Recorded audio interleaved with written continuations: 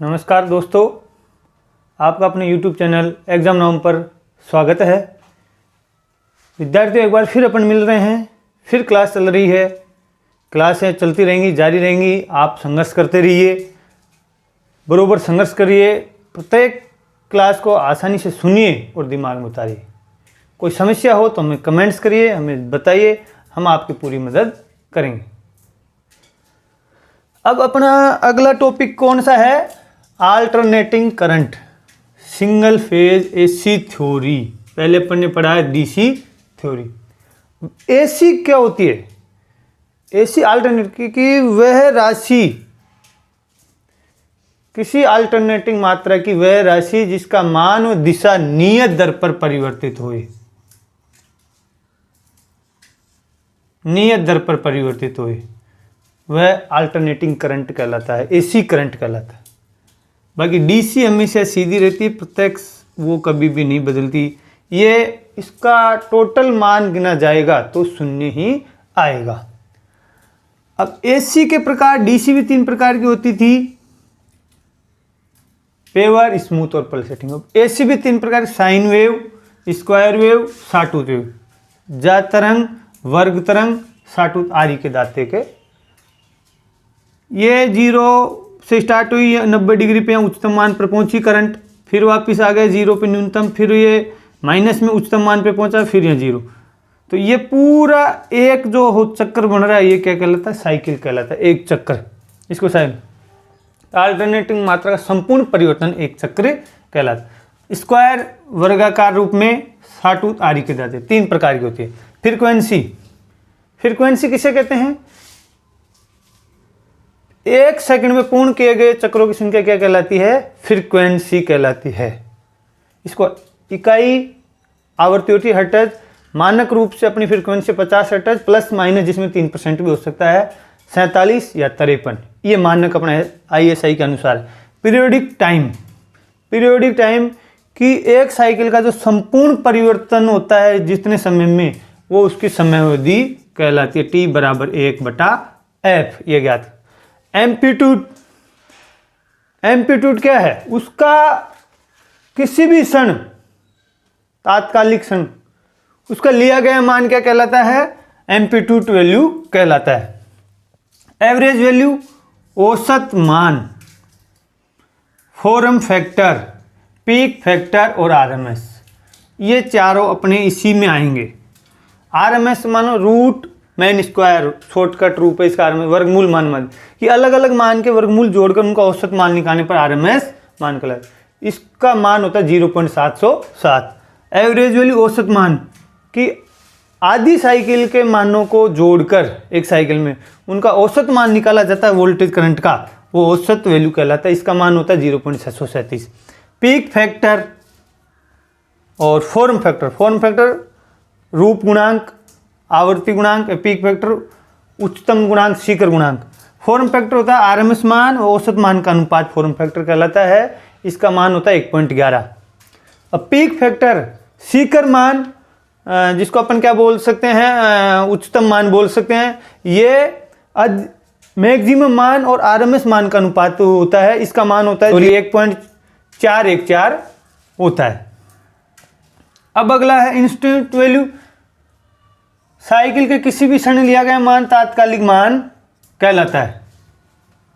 Phase, in phase, out of phase. ये देखो आप, फेज, 2 अल्टरनेटिंग मात्रा जो सापेक्ष स्थिति होती है वो फेज कहलाता है। कला इन फेज, जिसमें करंट और वोल्टेज अपने उच्चतम न्यूनतम मान पर एक साथ पहुंचे। आउट ऑफ फेज में एक साथ पे नहीं पहुंचे करंट वोल्टेज, वो आउट ऑफ फेज कहलाता है। फेज डिफरेंस, कि 2 अल्टरनेटिंग मात्राओं के बीच कोणीय अंतर को क्या कहते हैं? फेज डिफरेंस कहते हैं, कलांतर।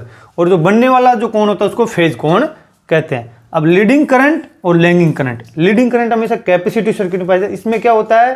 करंट वोल्टेज से पहले अपने उच्चतम न्यूनतम मान पर पहुंचता है। इसी के विपरीत लैगिंग करंट, पक्षगामी धारा या अग्रगामी, ये पक्ष, इसमें यह इंडक्टिव सर्किट में पाया जाता है, जिसमें करंट वोल्टेज के बाद अपने उच्चतम न्यूनतम स्थान पर पहुंचता है।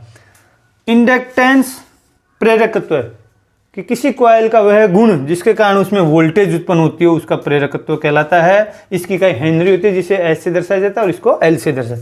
इंडक्टिव रिएक्टेंस, इसको एक्सएल से दर्शाया जाता है। किसी इंडक्टिव सर्किट के कारण होने वाला उत्पन्न विरोध क्या कहलाता है? प्रेरकीय प्रतिघात कहलाता है। XL बराबर 2πfl। कैपेसिटिव रिएक्टेंस, किसी कैपेसिटर के द्वारा उत्पन्न विरोध, इसको XC से दर्शाया जाता है। XC बराबर 1/2πfc। FC हो गया कैपेसिटिव रिएक्टेंस, इंडक्टिव रिएक्टेंस, ये सब इसमें आ गए। अब अगला अपना इंपीडेंस, प्रतिबाधा। R, L, XL, XC, प्रतिरोध, इंडक्टेंस, कैपेसिटेंस, तीनों का विरोध इंपीडेंस कहलाता है। इसको Z से दर्शाते हैं, इसकी इकाई भी ओम होती है। इसको अपन Z से दर्शा सकते हैं, इसकी इकाई क्या होती है? ओम होती है। तो Z बराबर R² plus XL plus minus XC का स्क्वायर होता है। अब होता है अपने एडमिटेंस, एडमिटेंस प्रवेश्यता। प्रतिबाधा का विपरीत एडमिटेंस कहलाता है, इसको Y से दर्शा सकते हैं। ससेप्टेंस, ससेप्टेंस किसका विपरीत होता है? रिएक्टेंस का, प्रतिघात का।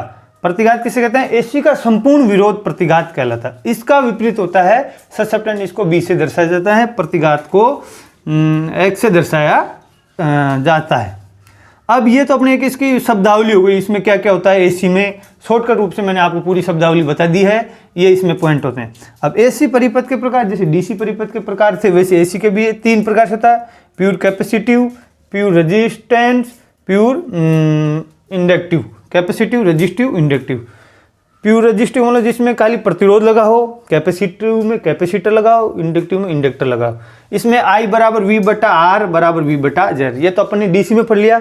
Z मतलब प्रतिबाधा होता है। यहाँ AC में प्रतिबाधा विरोध करता है, वहाँ R रेजिस्टेंस विरोध करता है। प्रतिबाधा में तीनों समावेश हो गए, 2π मतलब कहने मतलब L भी हो गया, C भी हो गया, R भी हो गया। प्योर कैपेसिटी में I बराबर V/XC, R की जगह XC को भी अपन 2πfc से दर्शा सकते हैं, यहाँ 2πfl से अपन दर्शा रहे हैं। एक खासियत है, प्योर इंडक्टिव सर्किट में धारा हमेशा लैगिंग होती है और पावर फैक्टर शून्य लैगिंग होता है, और यहाँ कैपेसिटिव में शून्य लीडिंग होता है, और यहाँ हमेशा इकाई यूनिटी होता है। ये अपने सामान्य सूत्र हैं, 3 प्रकार के हो गए। परिपथों का संयोजन किस प्रकार से करते हैं? परिपथ का संयोजन RC श्रेणी परिपथ, RL श्रेणी परिपथ, RLC और LC, 4 प्रकार के परिपथ, जिसमें रजिस्टिव और कैपेसिटिव जुड़ा होता हो वो RC। इसमें I बराबर V/Z, पावर फैक्टर cos/R बराबर Z। पावर फैक्टर किससे कहते हैं? V और I का गुणनफल भी कहलाता है, VI cos थीटा गुणनफल भी कहलाता है, और R/Z प्रतिबाधा का अनुपात भी कहलाता है। P बराबर V गुणा I गुणा cos थीटा। पावर फैक्टर ज्ञान में R/Z। अब Z ज्ञात करने का सूत्र क्या हो गया? R² प्लस XC, यहाँ L नहीं आएगा, इसका अपन गुणन करें R² 1/2πfc का स्क्वायर। अब RL में वैसे ही इसका विपरीत हो जाएगा, इसमें यहाँ पे क्या लग जाएगा? अपने XC की जगह XL लग जाएगा। XL का सूत्र भी अपन लगा सकते हैं, VI cos theta R/Z। RLC जिसमें तीनों जुड़े हुए, इसमें आएगा X² बराबर bracket XL plus minus XC। Z ज्ञात करने का सूत्र क्या होगा? इसमें तीनों का विरोध आ गया, तीनों है तो R² मैंने बताया था XL प्लस माइनस XC का स्क्वायर, तो XC होगा XL होगा। अब जिसमें L और C दोनों जो खाली कंडेंसर और इंडक्टिव कॉइल हो, तो XL बराबर XC या 2πfl बराबर 1/2πfc। तो यहाँ उनका क्या आना चाहिए? मान हमेशा 0 आना चाहिए। अब आपको अपन और आगे ले चलें कि AC में जो ये तो बता ही दिया कि पावर फैक्टर को सुधारने के लिए क्या किया जाता है? कंडेंसर का उपयोग किया जाता है, और सिंक्रोनस मोटर को ओवर एक्साइटेड करके पावर फैक्टर को सुधारा जाता है। पावर फैक्टर सुधारने के लिए आपको ये सबसे महत्वपूर्ण याद रखना है, कंडेंसर से, कैपेसिटर से और सिंक्रोनस मोटर। कंडेंसरों को किस में लगाते हैं सुधारने के लिए? समानांतर क्रम में लगाते हैं। पावर फैक्टरों को सुधारने के लिए समानांतर क्रम में दर्शाया जाता है। अब आपको मैं बता दूं, परिपथों के अलावा जैसे कि एक खासियत होती है AC की, V/Z, R/Z, R/Z, R² plus XL plus minus XC का square, cos theta cos theta R बटा जेड। तो पावर फैक्टर आर में यूनिट इकाई होता है, कैपेसिटिव में लीडिंग शून्य लीडिंग, इंडक्टिव में भी शून्य लैगिंग। ये हमेशा आपको सूत्रों को इनको हमें आपको ध्यान रखना पड़ेगा, पूरी तरीके से इनको दिमाग में फिट करना पड़ेगा। पावर फैक्टर का एक सूत्र ये होता है, एक होता है के डब्ल्यू बटा के वी, वास्तविक शक्ति, और आभासी, ये वाट मीटर से मापी गई जो शक्ति होती है वो क्या कहलाती है, वास्तविक शक्ति कहलाती है। तो ये शॉर्टकट नॉर्मल खड़े होकर अपन आगे बढ़ रहे हैं।